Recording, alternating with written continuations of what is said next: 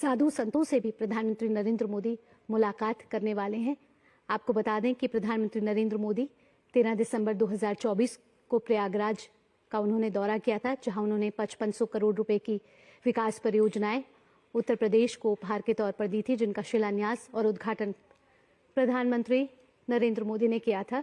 हमारे संवाददाता इस समय अश्वनी हमारे साथ ज्यादा जानकारी के साथ जुड़ चुके हैं। अश्वनी, आपसे पूछना चाहेंगे, बेहद ही महत्वपूर्ण दौरा है प्रधानमंत्री नरेंद्र मोदी का। आज संगम में आस्था की डुबकी लगाने वाले हैं प्रधानमंत्री नरेंद्र मोदी, और क्या कुछ जानकारी आपके पास है? निश्चित तौर से अद्भुत क्षण, अविस्मरणीय क्षण, ऐतिहासिक क्षण, आह्लादकारी क्षण जब प्रधानमंत्री नरेंद्र मोदी तीर्थराज प्रयागराज पहुंचे हैं और अब अभिमुख हैं संगम की ओर, जहां दुनिया का सबसे बड़ा मानव समागम हुआ है, जो दुनिया का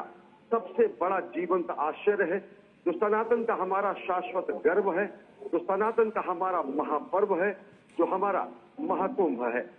13 जनवरी से प्रारंभ महाकुंभ में अब तक तीर्थराज प्रयागराज पहुंचे हैं, श्रद्धालु पवित्र स्नान कर चुके हैं और आज प्रधानमंत्री नरेंद्र मोदी पहुंचे हैं प्रयागराज त्रिवेणी में पूर्ण स्नान करने के लिए। सनातन का हमारा शाश्वत गर्व मंत्री योगी आदित्यनाथ और साथ ही साथ सीधी तस्वीरें आप देख रहे हैं दूरदर्शन न्यूज और दूरदर्शन के संबद्ध चैनलों पर। ये नयनाभिराम दृश्य और ये विहंगम दृश्य पूरी दुनिया को सम्मोहित कर देने के लिए पर्याप्त है, मोहित कर देने के लिए पर्याप्त है, ये आकर्षित करता है। और यही कारण है कि यही आकर्षण, प्रयागराज का आकर्षण पूरी दुनिया के गुरुत्वाकर्षण का केंद्र बन चुका है और हर कोई यहाँ खिंचा चला आ रहा है। और इसी क्रम में आज प्रधानमंत्री नरेंद्र मोदी पहुंचे हैं। इससे पहले जब 13 जनवरी को शुरुआत हुआ महाकुंभ का, औपचारिक शुरुआत हुई, उससे एक माह पूर्व प्रधानमंत्री नरेंद्र मोदी 13 दिसंबर को प्रयागराज पहुंचे थे। उन्होंने त्रिवेणी में पूर्ण स्नान किया था, लेटे हनुमान जी के दर्शन किए थे और साथ ही साथ अक्षय वट के दर्शन किए थे और 5500 करोड़ रुपए से अधिक की परियोजनाओं की सौगात तीर्थराज प्रयागराज को दिया था, समूचे पूर्वांचल को दिया था। और आज इस पुण्य सलीला में यमुना के तट पर, त्रिवेणी के घाट पर, मां गंगा और यमुना और सरस्वती के संगम पर प्रधानमंत्री नरेंद्र मोदी पहुंचे हैं कर्तव्य परायण स्वरूप में, धर्म परायण स्वरूप में, कर्तव्यनिष्ठ स्वरूप त्रिवेणी राष्ट्र निर्माण पर, मां गंगा और यमुना और सरस्वती के संगम पर प्रधानमंत्री नरेंद्र मोदी पहुंचे हैं। जब पुण्य सलीला में स्नान होता है, त्रिवेणी में अवगाहन होता है, त्रिवेणी में स्नान होता है और राष्ट्र निर्माण की संकल्प और तीव्र होता है। अगर प्रयागराज के बारे में कहा जाए, इन दृश्यों को हमारे मनीषियों ने अलग अलग तरीके से व्याख्यायित किया है, अलग अलग तरीके से महिमा मंडित किया गया है। कहा गया है कि ग्रहाणाम च यथा सूर्ये नक्षत्राणाम च यथा शशि तीर्थानाम उत्तमम तीर्थे प्रयागाख्याम उत्तमम। यानी कि जिस तरीके से सूर्य ग्रहों में श्रेष्ठ है और नक्षत्रों में चंद्रमा श्रेष्ठ है, उसी तरह तीर्थों में सर्वश्रेष्ठ प्रयागराज है और इसीलिए इन्हें प्रयागराज कहा जाता है।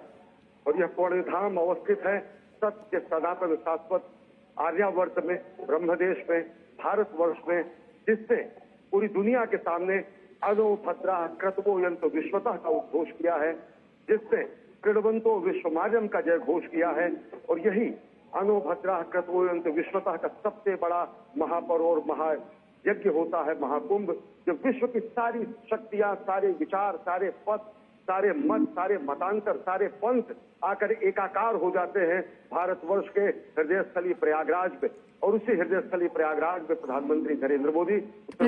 नरेंद्र मोदी इस समय महाकुंभ मेला क्षेत्र अश्वनी पहुंच चुके हैं। बेहद ही ऐतिहासिक क्षण ये नजर आ रहा है, बेहद ही विहंगम दृश्य ये नजर आ रहे हैं। महाकुंभ का ये मौका है जहां इस समय महाकुंभ दिव्य भव्य अलौकिक अविस्मरणीय और साथ ही साथ अद्भुत नजर आ रहा है। आज प्रधानमंत्री नरेंद्र मोदी संगम में आस्था की डुबकी लगाने वाले हैं। साथ ही प्रधानमंत्री नरेंद्र मोदी मां गंगा की आरती और पूजा अर्चना भी करेंगे। इससे पहले प्रधानमंत्री नरेंद्र मोदी 13 दिसंबर 2024 को प्रयागराज आए थे। आज हम देख रहे हैं ये तस्वीरें जो प्रयागराज की हैं, प्रयागराज से आ रही हैं, जहां महाकुंभ मेला क्षेत्र में प्रधानमंत्री नरेंद्र मोदी पहुंच चुके हैं और इस समय सभी का अभिवादन स्वीकार कर रहे हैं प्रधानमंत्री नरेंद्र मोदी। उनके साथ उत्तर प्रदेश के मुख्यमंत्री योगी आदित्यनाथ भी इस समय नाव में मौजूद हैं। और आपको बता दें कि अब से कुछ देर बाद प्रधानमंत्री नरेंद्र मोदी आस्था की डुबकी लगाएंगे। और अब तक महाकुंभ में जो 13 जनवरी से शुरू हुआ है, अब तक 39 करोड़ से ज्यादा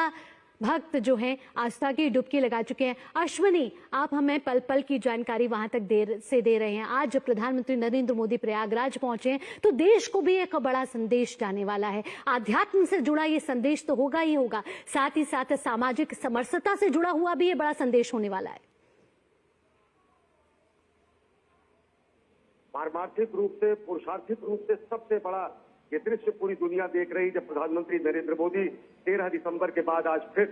5 फरवरी को त्रिवेणी तट पर पहुंचे हैं। इस मामले में भी बेहद विशिष्ट है क्योंकि प्रधानमंत्री नरेंद्र मोदी महाकुंभ का साक्षात्कार तो कर ही रहे हैं, साथ ही साथ प्रधानमंत्री नरेंद्र मोदी आज जिस योग में पहुंचे हैं यह अद्भुत संयोग है। यह आज माघ अष्टमी का दिन है और साथ ही साथ यह आज भीष्म अष्टमी का भी दिन है। अगर पौराणिक महत्व और धार्मिक महत्व, आध्यात्मिक महत्व के दृष्टि से देखा जाए तो जो गुप्त नवरात्र की अष्टमी होती है, जो अनेक शक्तियों के पूजन की स्थिति होती है, इसमें हम मां दुर्गे का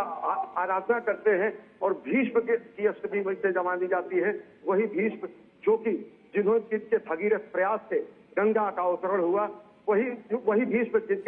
जिनको गंगा पुत्र कहा जाता है और जिन्होंने अपने पुरखों को तारने के लिए गंगा के अवतरण के बाद समूचे कुरुक्षेत्र में और समूचे देश में धर्म की स्थापना में अपनी महत्वपूर्ण भूमिका निभाई। तो भीष्म अष्टमी के दिन और माघ अष्टमी के दिन प्रधानमंत्री नरेंद्र मोदी पहुंचे हैं त्रिवेणी तट पर और स्नान करेंगे, ध्यान करेंगे। पुण्य स्नान और ध्यान के बाद राष्ट्र निर्माण में अंशदान का आह्वान करेंगे और साथ ही साथ एक संकल्प की सिद्धि का यह प्रमाण भी होगा जब पूरी दुनिया देखेगी कि कैसे धर्मपरायण स्वरूप में, कर्तव्यपरायण स्वरूप में, एकनिष्ठ भाव से, सत्यनिष्ठ भाव से प्रधानमंत्री नरेंद्र मोदी 2047 तक भारत को एक आत्मनिर्भर भारत बनाने के लिए कृत संकल्प है और उसी संकल्प की सिद्धि का ये महायज्ञ है और ये उसी की अभ्यर्थना होगी, ये उसी की पूजा होगी, ये उसी की आराधना होगी।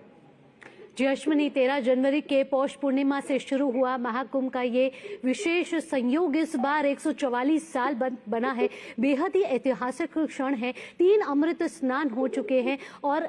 करोड़ों भक्तों ने इस समय आस्था की डुबकी लगा दी है और व्यवस्था के लिहाज से कहा जा रहा है कि दुनिया इस समय महाकुंभ को देख रही है और आज जब प्रधानमंत्री नरेंद्र मोदी पहुंचे हैं तो पूरी दुनिया की नजर भी आज के इस क्षण पर होगी। निश्चित तौर से पूरी दुनिया देख रही है कि किस तरीके से प्रधानमंत्री नरेंद्र मोदी राष्ट्र निर्माण का संकल्प लेकर त्रिवेणी तट पर पहुंचे हैं। पूरी दुनिया देख रही है कि किस तरीके से हमारी संस्कृति जो प्रणवंतो विश्वमाजन कहती है, हमारी संस्कृति जो धर्मो रक्षति रक्षिता कहती है, हमारी संस्कृति जो विश्व बंधुत्व का महादान करती है, हमारी संस्कृति जो संपूर्ण विश्व के कल्याण की बात करती है, हमारी संस्कृति जो सर्वे भवन्तु सुखदा की बात करती है, हमारी संस्कृति जो ओम यंतु दत्यो वर्षंतु पर्जन्य की बात करती है, हमारी संस्कृति जो नर में नारायण का स्वरूप देखती है, हमारी संस्कृति जो प्रकृति की पूजा करती है, हमारी संस्कृति जो दरिद्र नारायण में देव स्वरूप देखती है, उस दरिद्र नारायण के स्वरूप को देखते हुए, उस नर नारायण के स्वरूप को देखते हुए, उस नरोत्तम स्वरूप में प्रधानमंत्री नरेंद्र मोदी राष्ट्र निर्माण के संकल्प को लेकर आज पहुंचे हैं और त्रिवेणी तट पर वो स्नान करेंगे और ध्यान करेंगे, पूजा अर्चना करेंगे, त्रिवेणी पूजन करेंगे, अर्चन करेंगे, अभिनंदन करेंगे और निश्चित तौर से राष्ट्र निर्माण का आह्वान करेंगे कोटि कोटि भारतवासियों की ओर से। और ये प्रतिनिधि के रूप में पहुंचे हैं प्रधानमंत्री नरेंद्र मोदी।